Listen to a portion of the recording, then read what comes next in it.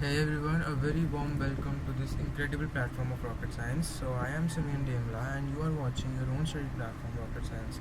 So in today's video we are going to revise the solutions chapter of class 12 chemistry, which is the very first chapter of your NCERT book. So welcome to our channel Rocket Science. Again, before moving towards the video, please subscribe our channel and press the like button for the video if you like it. Now, so today's chapter is solutions, as I already told you. So solutions chapter जो है ये class 12 का very first chapter है and it is a quite easy chapter. इस chapter के अंदर ज़्यादा heavy numericals नहीं है, काफ़ी छोटे छोटे फार्मूलाज हैं एंड बहुत ही जल्दी हम इसको रिवाइज कर लेंगे, मुश्किल से 10 से 12 मिनट के अंदर. ओके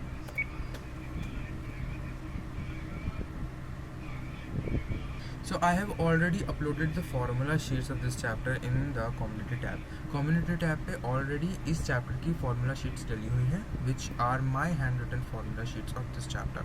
Actually में इस chapter के अंदर 3 parts होते हैं हमारे पास. एक होता है हमारा concentration terms, सेकेंड हम 3 ही 4 पार्ट्स होते हैं सॉरी.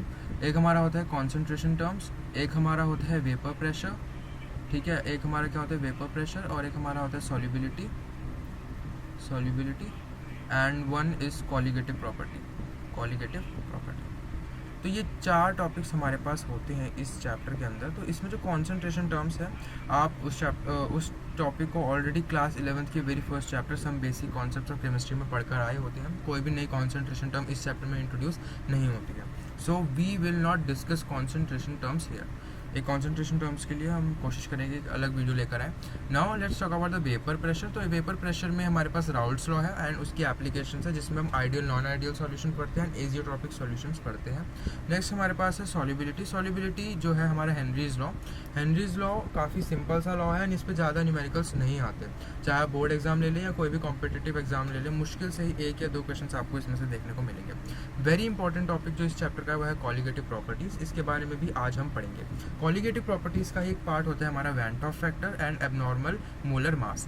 तो इसके बारे में भी हम आज पढ़ने वाले हैं, बिकॉज वैन टॉप फैक्टर के बिना ये चैप्टर अधूरा है. बिकॉज जो मैक्सिमम नंबर ऑफ न्यूमेरिकल्स जो इस चैप्टर में से निकलेंगे वो वैन टॉप फैक्टर में से ही निकलेंगे. So without any delay let's start our chapter.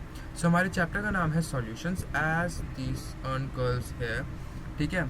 तो चैप्टर का नाम क्या है? सॉल्यूशन. ठीक है, अब सॉल्यूशन से हम समझ सकते हैं यहाँ पे हम लिक्विड सॉल्यूशन की बात कर रहे हैं. हमने क्लास 11th में, ठीक है, गैशियस स्टेट के बारे में बात करी थी, ठीक है, और क्लास 12th में ही इससे पहले मतलब सॉलिड स्टेट आता है, वैसे वो CBSE में से डिलीटेड है, बट हम सॉलिड स्टेट की बात करते हैं. और इस चैप्टर में हम मेजरली बात करते हैं लिक्विड सॉल्यूशंस की.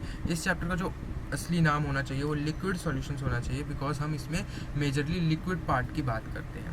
ठीक है, तो हमने जैसे कि बोला था इसमें एक होता है वेपर प्रेशर. तो vapour pressure, Raoult's law vapour pressure की सारी कहानी बताता है. ठीक है, तो वेपर प्रेशर का एक बेसिक आइडिया ले लेते हैं. वो होता क्या है? लेट अस सपोज हमारे पास एक बीकर रखा है, इसमें हमने कोई लिक्विड डाल दिया एंड इसको नीचे से हमने बर्नर की हेल्प से इधर आग लगाई, ठीक है, एंड यहाँ पे फायर की वजह से इसको हीटअप करा. ठीक है, due to the heat temperature increase होगा तो इसके जो मॉलिक्यूल्स हैं उनकी काइनेटिक एनर्जी ड्रास्टिकली इंक्रीज करेगी.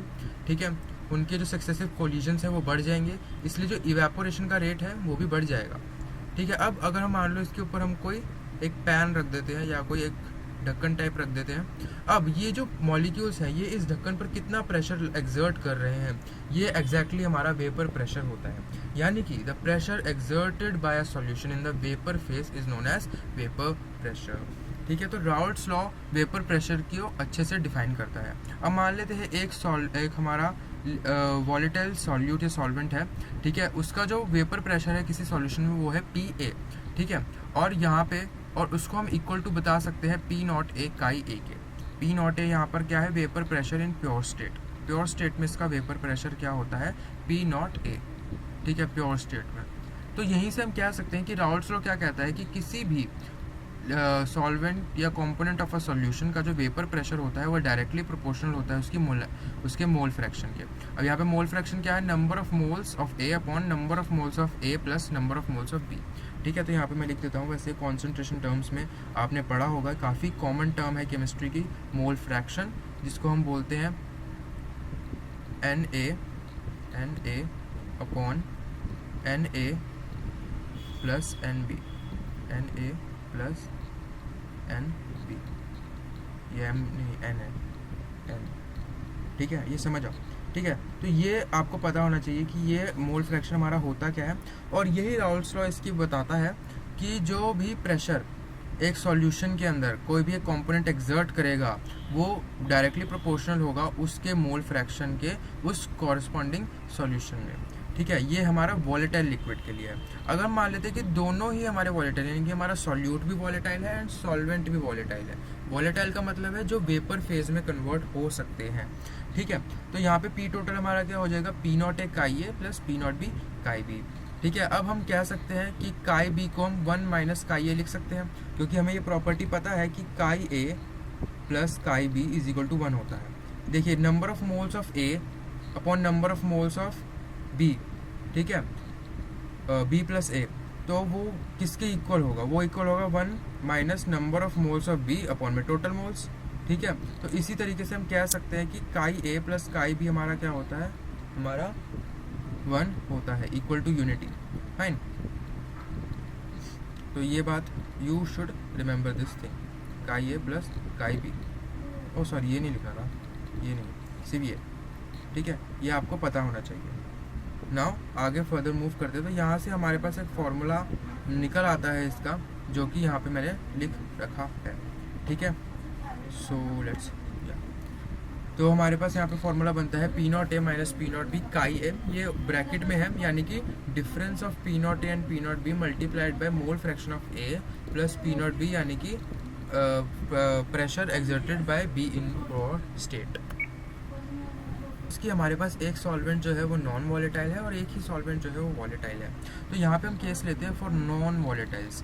सो नॉन वॉलेटाइल्स के लिए सिर्फ एक ही कंपोनेंट होगा जो प्रेशर एक्सर्ट कर रहा होगा, तो पी एस हमारा पी नॉट ए काई ए के बराबर होगा। अब यहाँ पे हम पी नॉट ए काई ए को लिख सकते हैं पी नॉट ए 1 माइनस काई बी, ठीक है। और यहाँ से फिर क्या हो जाएगा, ये P not A chi B is equal to P not A minus P S, ये एक फॉर्मूला बन जाएगा। इसका मैथमेटिकली मैं यहाँ पे नहीं दिखा रहा, बिकॉज ये सिर्फ एक रिवीजन वीडियो है जो कि आप एग्जाम से एक दिन पहले देख सकते हैं।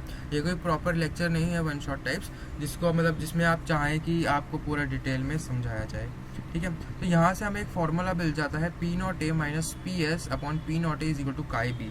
इस फॉर्मूले को हम आगे भी देखेंगे, जिन्होंने इस चैप्टर को पढ़ रखा होगा वो भी हल्की सी स्माइल दे रहे होंगे कि ये फॉर्मूला आगे काफ़ी इंपॉर्टेंट रोल प्ले करेगा, ठीक है। काई बी यहाँ पे क्या है, सॉल्यूट की मोल फ्रैक्शन। हम जनरली बी को सॉल्यूट मानते हैं और ए को सॉल्वेंट मानते हैं। तो यहाँ पे हमने क्या देखा कि यहाँ पे हमने देखा कि जो हमारा सॉल्यूट था वो नॉन वॉलेटाइल था, for example salt, sugar, anything, ठीक है। और जो हमारा सॉल्वेंट था वो वॉलेटाइल था, फॉर एग्जांपल वाटर और अल्कोहल और anything. So let's talk about the applications of the Raoult's law. Application of the Raoult's law के अंदर हमारे पास सबसे पहले आते हैं types of solution, ideal and non ideal.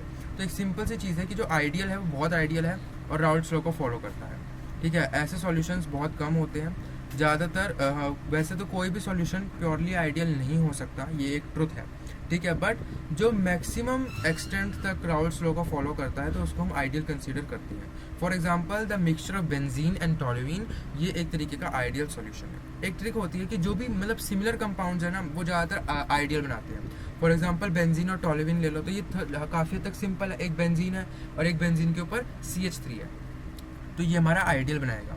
इसमें डेल्टा एच हमारा 0 होता है, डेल्टा बी भी 0 होता है। जो हमारा डेल्टा एस और डेल्टा जी है ये तो हमारा ऐसे ही रहेगा हर सॉल्यूशन में। देखो डेल्टा एस क्या है, एंट्रोपी। एंट्रोपी कब पॉजिटिव होती है, जब जो वो डिस्टर्बेंस होती है सॉल्यूशन की वो बढ़ जाती है, ठीक है। तो हम कुछ ना कुछ तो ऐड कर ही रहे हैं सॉल्यूशन में, तो उससे हमारी जो डिस्टर्बेंस है वो तो बढ़ ही रही है, तो एंट्रोपी हमेशा पॉजिटिव होगी। और अगर एंट्रोपी पॉजिटिव है यानी कि जो हमारा जो डेल्टा जी यानी कि गिब्स फ्री एनर्जी होगा वो नेगेटिव होगा। ये थोड़ा थर्मोडायनेमिक्स यहाँ लग गया काफ़ी सारा, ये आपको थर्मोडायनेमिक्स में आपने क्लास 11th में पढ़ा होगा।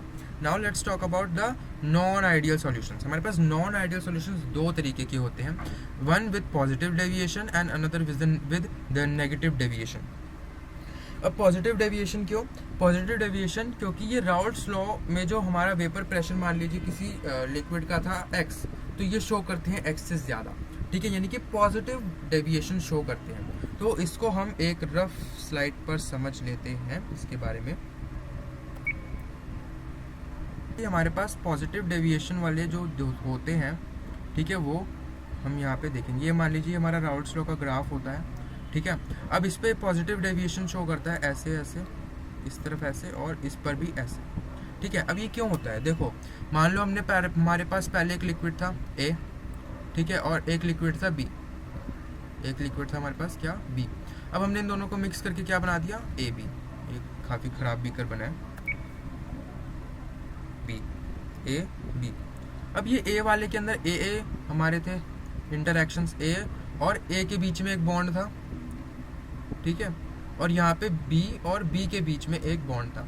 अब सॉल्यूशन बना है तो इसमें ज़रूर ये बॉन्ड पुराने वाले टूट गए होंगे और नए वाले बॉन्ड्स बने होंगे, तो यहाँ पर ए और बी का एक बॉन्ड बना होगा, ठीक है। हम यहाँ पे एक एज्यूम कर रहे हैं कंडीशन जहाँ पे ए और बी का एक बॉन्ड बना है। अब यहाँ पे हमें पॉजिटिव डेविएशन मिल रही है, यानी कि हमें ज़्यादा वेपर प्रेशर दिख रहा है।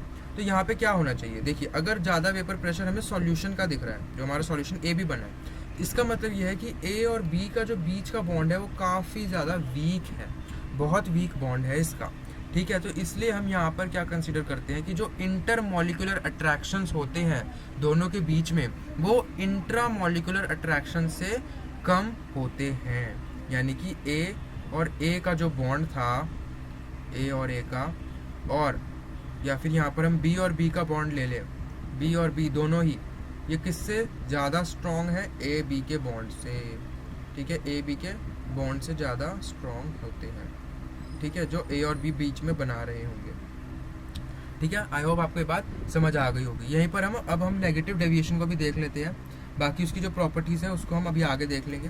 तो नेगेटिव डेविएशन के लिए दोबारा से हम वही अपना राउल्ट्स लॉ वाला ग्राफ बनाते हैं, ठीक है, एक ये लाइन और एक ये लाइन, ये ग्राफ आपको अच्छे से याद होना चाहिए। अब इसमें मिलता है हमें नेगेटिव डेविएशन दोनों तरफ से, यहाँ पे भी और यहाँ पे भी। अब इसके अंदर क्या होता है, सेम यहाँ पर हम अपना एक सॉल्यूशन लेंगे ए, एक सॉल्यूशन लेंगे बी और एक सॉल्यूशन लेंगे A B, solution sorry component A, component B, और यहाँ पर हमारा क्या है A B, A and B. अब यहाँ पर भी ए बी बॉन्ड बना होगा ए और बी के बीच में, इंटरैक्शंस हुए होंगे, और यहाँ पर भी ए और ए के बीच में इंटरेक्शंस हुए होंगे। देखिए, मेरी लैंग्वेज थोड़ी अलग हो सकती है बुकिश से, बट या कॉन्सेप्ट वही है। तो आप एक बार एनसीईआरटी रीड कर लीजिए अपनी, उसके बाद आपको बुकिश लैंग्वेज भी आ जाएगी, कॉन्सेप्ट भी पक्के हो जाएंगे। क्योंकि बुकिश लैंग्वेज आने से ज़्यादा इंपॉर्टेंट होता है कॉन्सेप्ट होना, बिकॉज कॉन्सेप्ट आपको 35 मार्क्स देकर जाएगा एमसीक्यूज और केस बेस्ड स्टडीज़ वाले, तो वो आपको अच्छे से करना पड़ेगा कॉन्सेप्ट को, ठीक है। तो आगे बढ़ो, और कॉन्सेप्ट हमेशा तभी समझ आते हैं जब आप अपनी लैंग्वेज में उनको समझते हैं। फाइन। सो यहाँ पर ए का बॉन्ड है और बी का बॉन्ड है और ए बी का बॉन्ड है। अब यहाँ पे हमें वेपर प्रेशर काफ़ी कम दिख रहा है, यानी कि जो यहाँ पर बॉन्ड बन रहा होगा ए और बी का, ये काफ़ी ज़्यादा स्ट्रॉन्ग होगा, ये काफ़ी ज़्यादा क्या होगा, स्ट्रॉन्ग होगा। तो यहाँ पर हम कह सकते हैं कि जो ए बी बॉन्ड है, ए और बी का बॉन्ड है, वो काफ़ी ज़्यादा स्ट्रॉन्गर है ए के बॉन्ड से, ए बॉन्ड से, ए और ए से, एंड किससे, हमारा बी और बी से, बी और बी से, इससे स्ट्रॉन्गर है, ठीक है। तो ये आपको समझ आ जाना चाहिए, ठीक है। तो अब हम आ गए हैं वापस अपनी उसी स्लाइड पे, और यहाँ पे प्रॉपर्टीज़ देख लेते हैं हमारे positive deviation and negative deviation की। तो अगर हम पॉजिटिव डेविएशन देखें तो इसमें मैंने यहाँ पे लिखा है कि ए का जो होता है वो स्ट्रॉन्गर होते हैं ए बी से, बिकॉज तभी ये पॉजिटिव डेविएशन दिखा रहा है। अब इसमें जो डेल्टा एच होता है वो पॉजिटिव होता है और डेल्टा वी भी पॉजिटिव होता है। अब डेल्टा वी का पॉजिटिव होने का मतलब क्या है, अब डेल्टा वी क्या है, वॉल्यूम ऑफ इनिशियल, जो मेरे को डेल्टा वी का मतलब क्या होता है, initial volume, sorry final volume minus initial volume, V F minus V I. अब यहाँ पे अगर ये पॉजिटिव है तो हम कह सकते हैं कि जो हमारा फाइनल वॉल्यूम है वो इनिशियल वाले से ज़्यादा होगा। इनिशियल मतलब एक तरीके से हम कह सकते हैं कि जो राउल्ट्स लॉ के अकॉर्डिंग आना चाहिए था उससे वॉल्यूम ज़्यादा बनेगी, ठीक है। यहीं अगर हम नेगेटिव डेविएशन की बात करें तो इसमें ए और बी फोर्सेस वीकर होते हैं ए बी फोर्सेस से, और यहाँ पर डेल्टा एच हमारा नेगेटिव होता है और डेल्टा बी भी नेगेटिव होता है, यानी कि इसमें जो राउल्ट्स लॉ के अकॉर्डिंग जो वॉल्यूम आनी चाहिए थी उससे कम आती है। इन दोनों के ग्राफ्स काफ़ी इंपॉर्टेंट है, कई बार सीधे एग्जाम में बनाने को आ जाते हैं। Now let's talk about the azeotropes. Azeotropes क्या होते हैं, हमारे कांस्टेंट बॉइलिंग मिक्सचर्स, जिनका एक कांस्टेंट बॉइलिंग पॉइंट होता है, कांस्टेंट बॉइलिंग पॉइंट, यानी कि ये एक ऐसा मिक्सचर है जिसमें एक पर्टिकुलर टेम्परेचर पर दोनों कंपोनेंट्स का बॉइलिंग पॉइंट एक ही हो जाता है, यानी कि वो एज इट इज एक ही लिक्विड की तरह बिहेव करना शुरू कर जाते हैं। ठीक है, अब ये दो तरीके के होते हैं, मैक्सिमम और मिनिमम। आपको इतना कुछ, अगर आपको डिटेल में इसके बारे में जानना है तो आपको डिटेल लेक्चर्स देखने पड़ेंगे, बट यहाँ पे हम एक रिवीजन है तो सिर्फ मैक्सिमम मिनिमम देखेंगे। मैक्सिमम और minimum, negative deviation, positive deviation, ये याद रख लो। जो मैक्सिमम है वो नेगेटिव दिखाएगा, जो मिनिमम है वो पॉजिटिव दिखाएगा। ठीक है, ऐसे याद रख लो, बस काम खत्म। अगला है हेनरीज लॉ, जो सॉल्युबिलिटी बताता है। इसका क्या हम बोलते हैं, P is equal to KH into X. यहाँ पे x इसकी क्या है, सॉल्युबिलिटी, या इसको हम यहाँ पे कई बार काय भी, मतलब मोल फ्रैक्शन भी ले लेते हैं। तो हम यहाँ पे लिख सकते हैं कि P is directly proportional to chi gas, यानी कि एक गैस का जो मोल फ्रैक्शन है वो उसके डायरेक्टली प्रोपोर्शनल है। अब ये हम बात करेंगे, जो हेनरी लॉज है वो ज़्यादातर गैसेस के ऊपर ही काम करता है। ठीक है, ये भी आपको पता होना चाहिए। अब आपको कई बार क्या होता है, MCQs में KH की वैल्यूज दे देते हैं काफ़ी सारी, ये गैस वो गैस की, और पूछते हैं कि किसकी सॉल्युबिलिटी ज़्यादा है और किसकी सॉल्युबिलिटी कम है। तो आपको ये पता होना चाहिए कि जिसका KH ज़्यादा होगा उसकी सॉल्युबिलिटी हमेशा क्या होगी, कम हो जाएगी। ठीक है, अब मान लीजिए अगर आपको कोई गैस दे दी A, ठीक है, और उसका A और B दो गैसेस दे दी, और A का मान लो आपको KH दे दिया 5 और B का दे दिया 4, तो कौन ज़्यादा सॉल्युबल होगा, जिसका KH कम होगा वो ज़्यादा सॉल्युबल होगा, यानी कि B ज़्यादा सॉल्युबल होगा और A हमारा कम सॉल्युबल होगा। ठीक है, अब इसका ग्राफ देख लो, ये डायरेक्टली प्रोपोर्शनल होते तो स्ट्रेट लाइन ग्राफ जाता है, यहाँ पे इनवर्स तो हमारा रेक्टेंगुलर हाइपरबोला ग्राफ जाता है। तो यहाँ पे हमारा सॉल्यूशंस के दो पार्ट हमने खत्म कर लिए। अगला पार्ट है हमारा कॉलिगेटिव प्रॉपर्टीज़, जिसको हम देखेंगे। बहुत आसान सा पार्ट है, बहुत इंटरेस्टिंग पार्ट है। तो ये हमारा जो अगला टॉपिक है वो है हमारा कॉलिगेटिव प्रॉपर्टीज़। तो इसमें पहला है रिलेटिव लोअरिंग वेपर प्रेशर, यानी कि अब कॉलिगेटिव प्रॉपर्टीज़ पहले देख लेते हैं। ये वो प्रॉपर्टीज़ होती है जो अमाउंट ऑफ सॉल्यूट पे डिपेंड करती है, depend on amount of solute, amount of solute, SLOUT, कि किसी सॉल्यूट के अमाउंट पे वो डिपेंड करते हैं। ठीक है, अगर हम relative lowering in vapour pressure की बात करें तो इसका मतलब क्या है कि जब भी हम किसी लिक्विड के अंदर सॉल्यूट ऐड करते हैं तो उसका वेपर प्रेशर कम होता रहता है। अब हमें पता है कि vapour pressure is inversely proportional to the boiling point. ठीक है, बॉइलिंग पॉइंट के इनवर्सली प्रोपोर्शनल होता है। तो कई बार ये क्वेश्चन भी आ जाता है कि आपको 4-5 वेपर प्रेशर दे देते हैं और उसमें से पूछते हैं किसका बॉइलिंग पॉइंट ज़्यादा होगा और किसका बॉइलिंग पॉइंट कम होगा। तो ये आपको यहाँ पे याद होना चाहिए। ठीक है, अब इसका जो फॉर्मूला, अब मुस्कुराओ, अच्छे से हंसो, ये वाला फॉर्मूला हमने अभी पीछे पढ़ा राउल्ट्स लॉ के अंदर, which is P0A minus PS is equal to chi B. अब इसमें जो ये पूरा है ना, P0A minus PS upon P0A, ये हमारा relative lowering in vapour pressure है। और अगर हम इसका सिर्फ न्यूमरेटर ले, ऊपर वाला ले, तो ये मैंने छोटे से यहाँ पे लिख रखा है lowering in vapour pressure, LVP, यानी कि LVP हमारा कॉलिगेटिव प्रॉपर्टी नहीं है, RLVP हमारा कॉलिगेटिव प्रॉपर्टी है। ये क्वेश्चन आ सकता है कि क्या lowering in vapour pressure colligative property है या relative lowering in vapour pressure colligative property है। तो हमारा relative lowering in vapour pressure colligative property होता है, और ये किसके इक्वल होता है, काई बी की, यानी कि मोल फ्रैक्शन ऑफ सॉल्यूट। अगला है एलिवेशन इन बॉइलिंग पॉइंट। जैसा मैंने भी बताया, ये इसका वाइस वर्सा है। देखो, अब हमारा क्या था, lowering in vapour pressure, solute add करने पे वेपर प्रेशर कम हो रहा था, तो हमारा बॉइलिंग पॉइंट बढ़ जाएगा। और यही हम देख रहे हैं एलिवेशन इन बॉइलिंग पॉइंट, यानी कि बॉइलिंग पॉइंट बढ़ रहा है। तो इसमें हम देखते हैं delta TB is equal to TB minus T0। यहाँ पे T0 क्या है, उस सॉल्यूशन का जब ओरिजिनल जो उसका बॉइलिंग पॉइंट है, टेम्परेचर। ठीक है, अब डेल्टा TB हम निकाल सकते हैं KB इंटू M। KB यहाँ पे कांस्टेंट है, which is molar elevation constant, या इसको हम इब्लियोस्कोपिक कांस्टेंट भी बोल देते हैं कई बार। अब एक important value KBM of water की आपको याद रखनी चाहिए, विच इज 0.52, कांस्टेंट है तो इसकी कोई यूनिट नहीं है। अगला है डिप्रेशन इन फ्रीजिंग पॉइंट। अब देखिए, बॉइलिंग पॉइंट इंक्रीज कर रहा है तो फ्रीजिंग पॉइंट ऑब्वियसली डिक्रीज करेगा। तो यहाँ पे हम ये भी कह सकते हैं कि vapour pressure is directly proportional to the freezing point. Vapour pressure is directly proportional to the freezing point. कभी भी कोई भी सॉल्यूशन का वेपर प्रेशर जैसे जैसे बढ़ेगा उसका फ्रीजिंग पॉइंट भी बढ़ता जाएगा। Now let's talk about delta TF is equal to TF minus T0F, sorry T0F minus TF। ठीक है, T0, क्योंकि फ्रीजिंग पॉइंट्स जनरली आगे आते हैं। ठीक है, तो डेल्टा TF हमारा KF इंटू M हो जाएगा, जिधर हमारा मोलर डिप्रेशन कांस्टेंट, या हम इसको क्रायोस्कोपिक कांस्टेंट भी बोलते हैं। KF हमारा क्या है, 1.86 फॉर वाटर। ठीक है, ये दोनों वैल्यूज आपको याद होनी चाहिए। अगला है हमारा ऑस्मोटिक प्रेशर। ये काफ़ी इंपॉर्टेंट हमारी कॉलिगेटिव प्रॉपर्टी है। इसमें से जनरली क्वेश्चन आता है कि किस प्रॉपर्टी को यूज़ किया जाता है जनरली मोलर मास को कैलकुलेट करने के लिए। तो हमारा उसका आंसर होता है ऑस्मोटिक प्रेशर। और इसका रीज़न ये होता है कि जो ऑस्मोटिक प्रेशर होता है ना, वो बहुत सारी गैसेस का जो होता है मतलब काफ़ी अच्छी अमाउंट में आता है। ठीक है, यानी कि उसको कैलकुलेट कर सकते हैं इजीली, एक काफ़ी सिग्निफिकेंट अमाउंट में आता है, तो जिससे कि उस पर कैलकुलेशंस हो सके। ठीक है। अब ये कहता है कि जो पाई हमारा यहाँ पे ऑस्मोटिक प्रेशर है, पाई यहाँ पे कुछ नहीं, हमारा ऑस्मोटिक प्रेशर है, तो ये किसके डायरेक्टली प्रोपोर्शनल है, कॉन्सेंट्रेशन की, यानी कि हमारा जनरली मोलैलिटी के। अब pi is directly proportional to T भी होता है, तो हम यहाँ से कह सकते हैं कि पाई जो है यानी कि ऑस्मोटिक प्रेशर है हमारा सी टी के प्रोपोर्शनल है। और प्रोपोर्शनैलिटी हटाने के लिए हम यहाँ पे आर यानी कि गैस कांस्टेंट लगा देते हैं, तो पाई भी हमारा एन आर टी हो जाता है। अब ये इक्वेशन पी वी बराबर एन आर टी जैसी दिख रही है, जो हमने फिजिक्स केमिस्ट्री दोनों में पढ़ी है 11th में। अब यहाँ पे है पाई वन अगर पाई टू के बराबर है। अब ये देखो यहाँ पे एन कैसे आया, सी हमारा एन बाई वी था, सी क्या था हमारा N by V, number of moles upon total volume, ठीक है, एन बाय वी। तो यहाँ से बी हमारा उधर चला गया और एन यहीं रह गया। अब देखो अगर दो का ऑस्मोटिक प्रेशर एक जैसा है दो कंपोनेंट का, तो वो आइसो है। अगर एक का ज़्यादा एक का कम है, तो पाई वन जो है यानी कि मान लो जो ज़्यादा है वो हमारा हाइपरटोनिक हो जाएगा और जो कम है वो हमारा हाइपोटोनिक हो जाएगा। ये हमारी यहाँ पे सभी नॉर्मल कॉलिगेटिव प्रॉपर्टीज़ खत्म हो गई हैं। ठीक है, आगे बात करते हैं हम वेंट ऑफ फैक्टर की।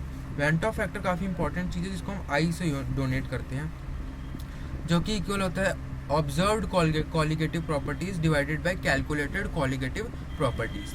ठीक है, ये फॉर एबनॉर्मल मोलर मास के लिए होता है। कई बार क्या होता है कि मान लो आपने 1 मोल KCl डाला, ठीक है, उसमें आपने कैलकुलेशन करी कि ये वेपर प्रेशर आना चाहिए, ये बॉइलिंग पॉइंट आना चाहिए, ये सब कुछ आना चाहिए, बट आ गया क्या उसका डबल। क्यों? क्योंकि वो KCl सॉल्यूशन में जाके दो चीज़ों में टूट गया, which is K positive and Cl negative, जो दोनों ही 1 मोल थे। अब वो दोनों इंडिविजुअली कॉलिगेटिव प्रॉपर्टीज पर एक्ट करेंगे और KCl से जो 1 मोल की प्रॉपर्टीज आ रही थी वो 2 मोल के बराबर आने लगेंगी। ठीक है, तो अगर हमारा जो सॉल्यूट है उसका डिसोसिएशन हो रहा है, तो हम यहाँ पे लिखते हैं number of moles after dissociation upon में नंबर ऑफ मोल्स टेकन।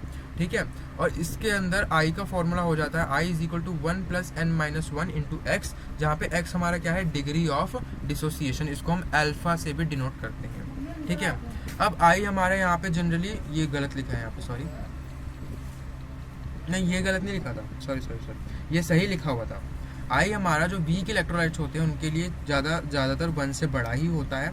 ठीक है, और जो स्ट्रॉन्ग होते हैं उनके लिए 1 नहीं होता, स्ट्रॉन्ग के लिए उनके हिसाब से होता है, उनके उसके हिसाब से कि उनके अंदर कंपोनेंट्स कितने हैं। जैसे KCl उसमें 2 हैं, K पॉजिटिव, उनमें आयंस कितने हैं, K पॉजिटिव और Cl नेगेटिव, तो इसका जो है वो 2 हो जाएगा, 2। भाई जो अगर हम कोई और ले लेते तो उसका 3 भी हो सकता है ज़्यादा। अब एसोसिएशन में हमारा क्या बनता है, जैसे डाइमर बन गया, 2 चीज़ें जुड़ गई, dimer, trimer, tetramer, pentamer, hexamer, heptamer, ये सारे हमारे सारे जो एसोसिएट्स हैं ये बन जाते हैं। तो उसमें हमारा जो वेंट ऑफ फैक्टर है वो कम हो जाता है, ऑलवेज हमेशा नेगेटिव में जाएगा।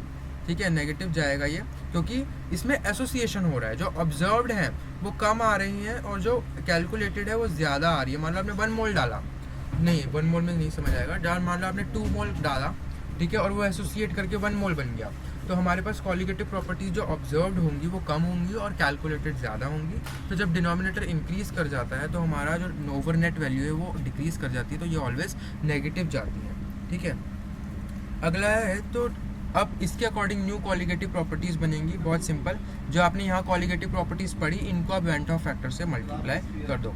यहाँ पर कुछ important points I have written also, so आप इसको भी देख सकते हैं। मेरी नियत काशी क्यों मेरे पैरों पर रख के चली गई। Solutions chapter, so have a very warm thank you, बहुत बढ़िया वाला थैंक यू। ठीक है, सो